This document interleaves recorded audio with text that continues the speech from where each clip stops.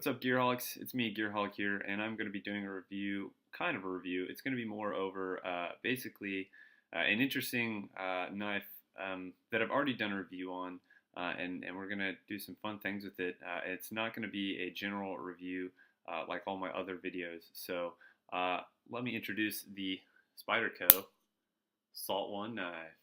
Yeah, this thing's pretty awesome. I did talk in my other videos about what makes this a great outdoors knife. But you know, I felt as if maybe I didn't illustrate enough of a point, ironic point, on the actual knife itself and the kind of the cool things you can do with it.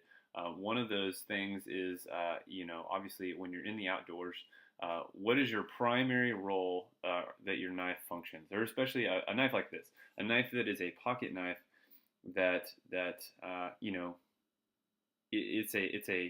it's not your primary knife. It's your backup, your secondary knife, your camping knife, your general work horse knife.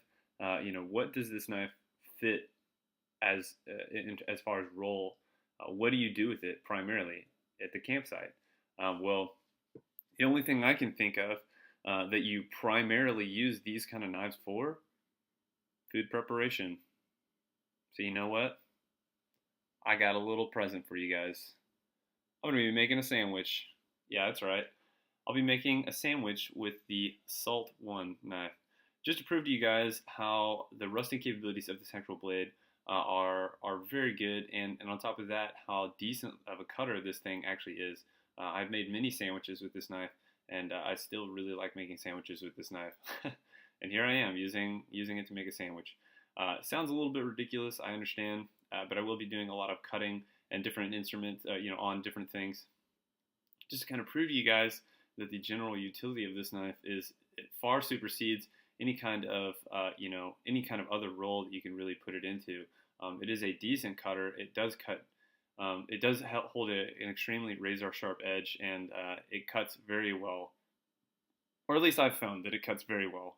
And you know, really, I can't illustrate how much of a great utility knife this really is. So to illustrate that point, I'm going to make a sandwich.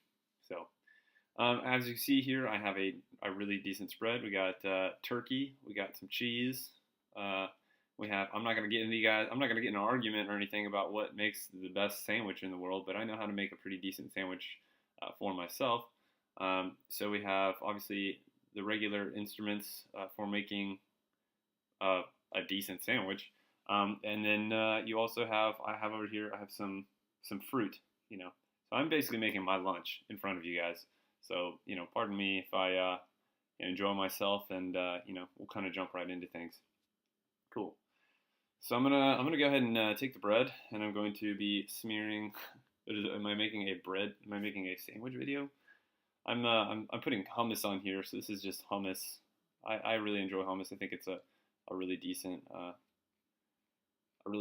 thing to go on your sandwich. Tastes good, or I like it. Just to let you guys know, I did wash the blade before I used it, in case you guys are wondering. It is oil free, so I'm not ingesting any kind of toxins or anything on the actual blade itself. It does have a very nice way. I know this sounds really strange, but it helps me spread extremely well. It does actually spread the actual material very well, like overall, like on the actual bread itself. And that flat section, you know, the flat grind on that blade is just nice, because it actually kind of helps you, you know, guide, you know, whatever you're smoothing over the actual knife. So, or I mean, over the actual bread. So it's kind of nice.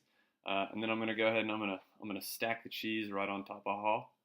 Actually, I'll cut the cheese. I'll go ahead and cut the cheese, not like that. I'll go ahead and cut the cheese, just to kind of be able to stack it a little bit better on the actual sandwich itself. I'll go ahead and cut the turkey as well. I mean, it just slices through that turkey. It's just flying through that. So I'm trying to do this without my hands being in the way. That turkey kind of fell apart. That's okay. I like to just stack it up. You could just pull this turkey apart. I'm just making an illustration of the cutting tasks. I know this seems very, very simple and not so functional. It's not a bad looking sandwich. It's kind of, it's kind of like an explosion went on in here, but that's okay. I just want everything tucked in so I don't lose anything. Maximize my eating potential here. So, all right, cool. So, now that we've got all that together, I'm going to go ahead and throw on some mustard. Now, you guys may be like, oh, what, mustard and hummus? But that's not the whole point, really. It does actually taste pretty good together, or I feel like it does. And everybody's probably like, some people are cringing out there. Some people are like, dang, that sounds like a good idea. You're probably going to go out and probably try it. Maybe not. I don't know. It doesn't really matter.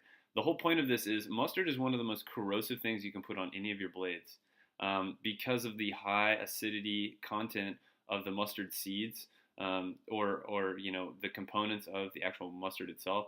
It just has a high acidity, or it tends to eat blades away and cause a lot of tarnishing or patinaing on the blade. It causes a patina to form on the blade and can also lead to rust and other things. So it's just one of those gateway materials that a lot of people use.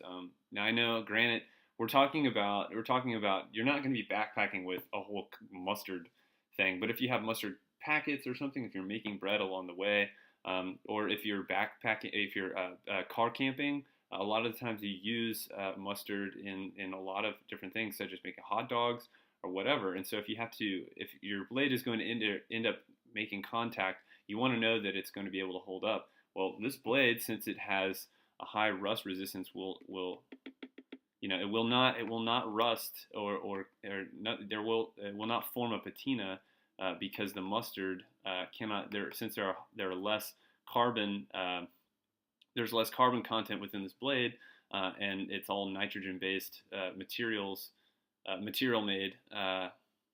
It all of a sudden becomes a super corrosion resistant high quality blade. So I'm just going to go ahead and put this on here and kind of explain a little bit more, hopefully, as I'm going on. So basically, whenever I put mustard on, my sandwiches, I don't necessarily like it always where it's just like drizzled on there. I guess if I'm eating really fast, I generally do like to actually spread my mustard, and we'll go ahead and do that for you guys. So it sounds really weird, but it's one of those things that you got to think about when you actually have a blade and you're outdoors and you're going to be using it.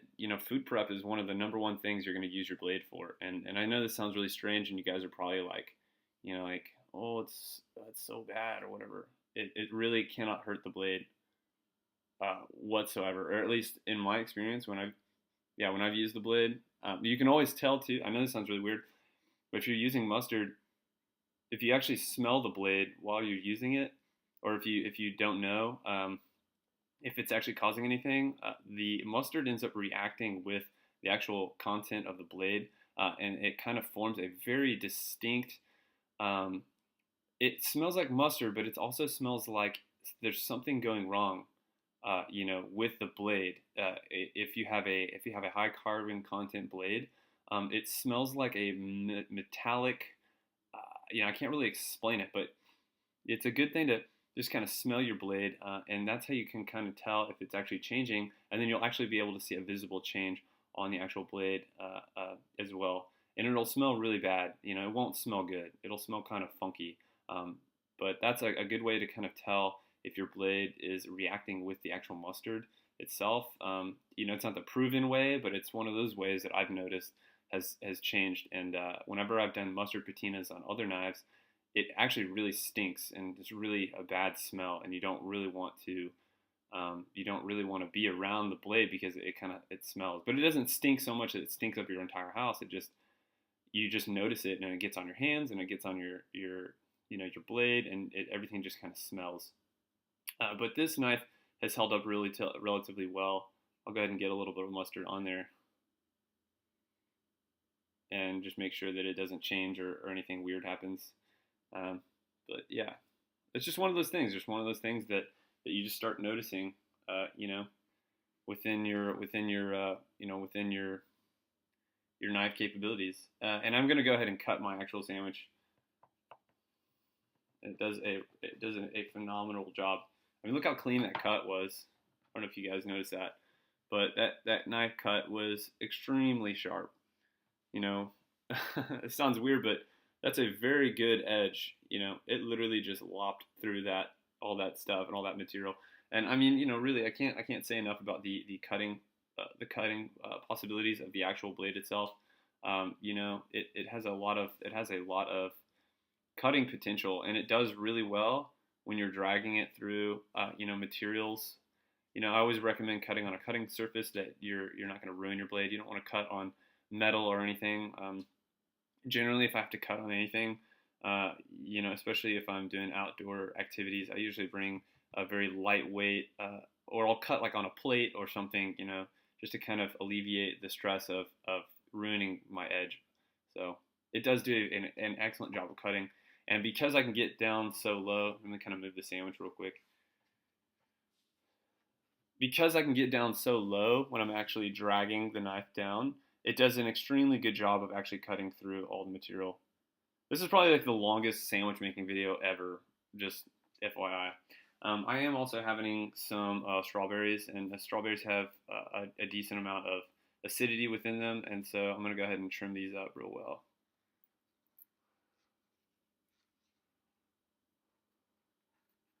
I'm just kind of showing you guys too, like the cutting abilities of the actual knife itself. I'll go ahead and cut these in half.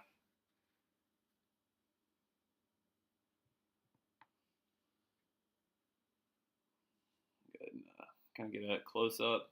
Try not to cut my finger off.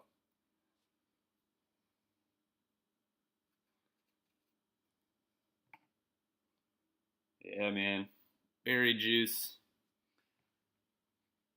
Yeah, it doesn't smell like it's corroding or anything's happening to the actual blade itself. And I really highly recommend that you know, if you don't believe me that you can smell it, the next time you're doing anything with a carbon steel blade or a high carbon content blade, you know, give it a good smell. Give it a good, you know, give it a good flavor test if you really want to. You know, you'll be able to taste it too. I'm sure. I mean, I wouldn't recommend that, but that's one of the things you can do, I'm sure.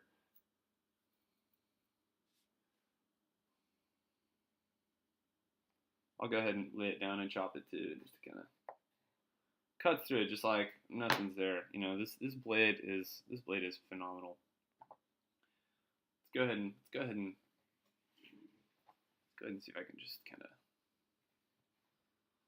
cut this up.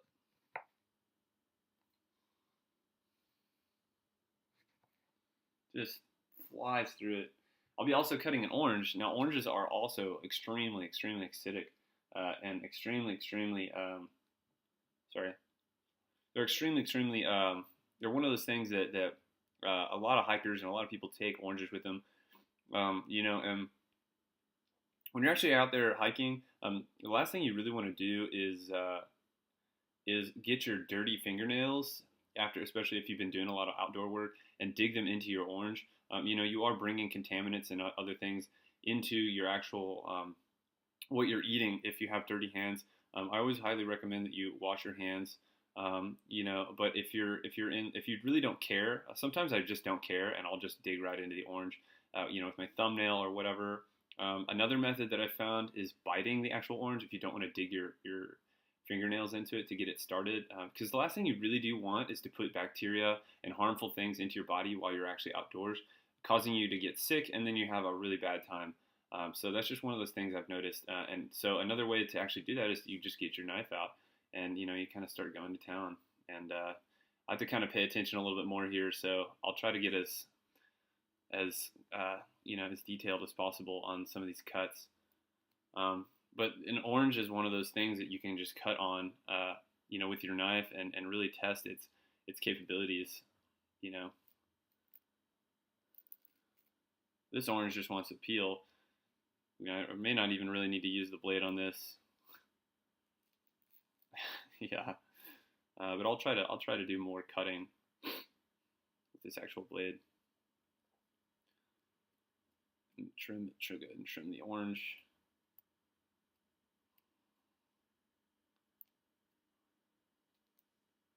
cutting off nice, good sections of the actual orange. It's the worst orange I've ever seen cut, but that's okay.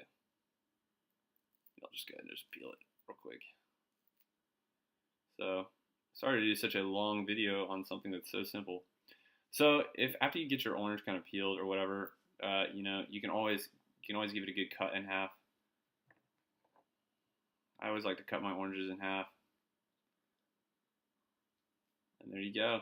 You got yourself some nice orange. So what can I say? I mean, this knife is now covered in food and debris, and you know that steel hasn't changed at all. You know, and you know, if I really wanted to, I could leave it on there and not worry about it. You know, really, I don't have to wash this blade at all, really, if I don't want to. I just wash my blades after I use them for food prep, just to keep down bacteria buildup on the actual blade itself. Because you don't want to pull this out after using it on meat or whatever, and then use it, you know, or raw meat at least. So that's all I got for today. I will be enjoying my lunch, and that is pretty much all the actual as far as cutting tasks and things. I don't have any more surprises for you guys. You know, if you guys really enjoyed my video, that's great. I hope that in a way this kind of brings a different scope for this knife. It is an excellent camping knife. It does an excellent job at cutting and all these other things. So I'll try to make this video as short as possible. Really highly recommended. Go watch all my other YouTube videos. All my other YouTube videos out there. I'm Gearholic, and that's all I got to say for now. You guys, you know, be safe out there. Use your knives correctly, and try not to cut yourselves. All right, Gearholic out.